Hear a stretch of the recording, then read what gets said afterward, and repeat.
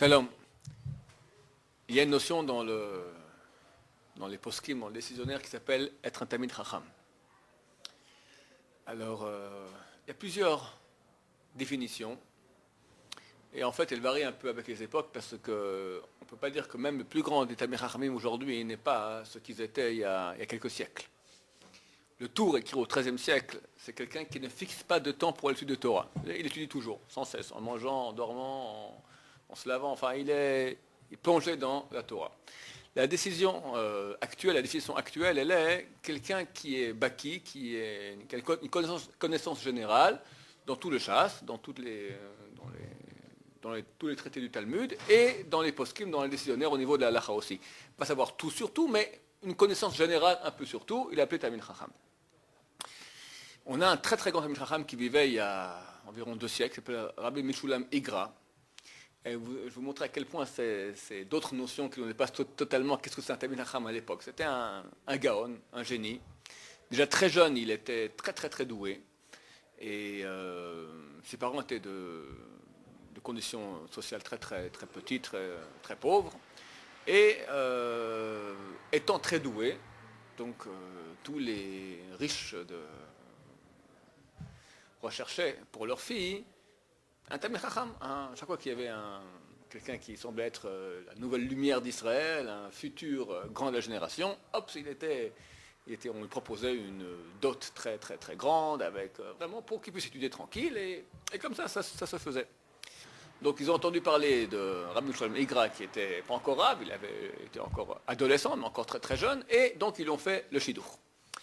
Ils ont shidour, et ça se passe dans la maison du riche, donc il y a la jeune fille qui vient, et on leur sert du café. À l'époque, le café c'était une chose qui était tout à fait inconnue, c'est que les gens très très riches, on aimait ça de pays extrêmement éloignés, et alors on lui présente à lui, il voit un pot de sucre, un verre de café, du café dedans, et un pot de lait aussi, et une petite cuillère.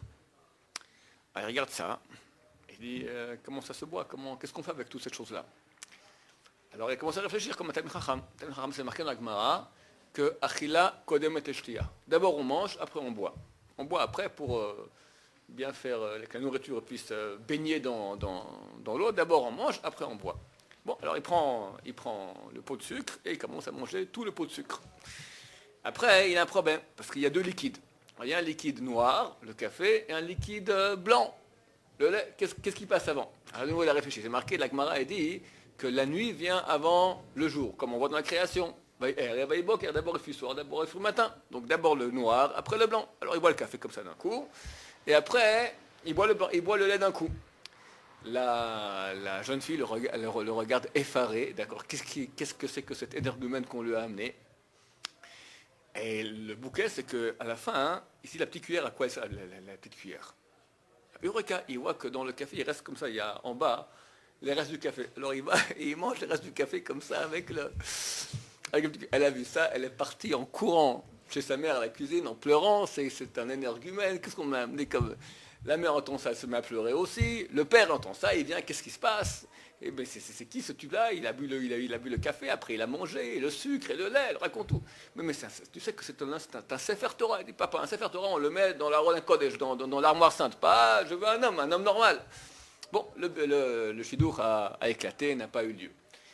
Rabbi Meshulam Igra s'est marié avec une autre fille de conditions modestes comme lui aussi. Il est devenu le grand Rabbi Meshulam Igra. 20 ans plus tard, ce même riche se trouve dans une ville voisine et rentre voir un des grands de la génération, Rav Yeshaya Pik. C'était un des grands de la génération. Et il rentre chez le Rav, et le Rav lui appelle bonjour comme ça, il voit qu'il est en train de lire une lettre. Il est extrêmement préoccupé. Il fait comme ça les 100 pas, l'aller-retour en lisant la lettre. Alors au bout d'un moment, le riche dit, peut-être que je peux vous aider, quelque chose, peut-être il y a besoin d'argent, ou j'ai des connaissances, du piston, tout ça. Il dit non. Et il continue comme ça. À la fin de nouveau, le riche, peut-être je peux aider quelque chose.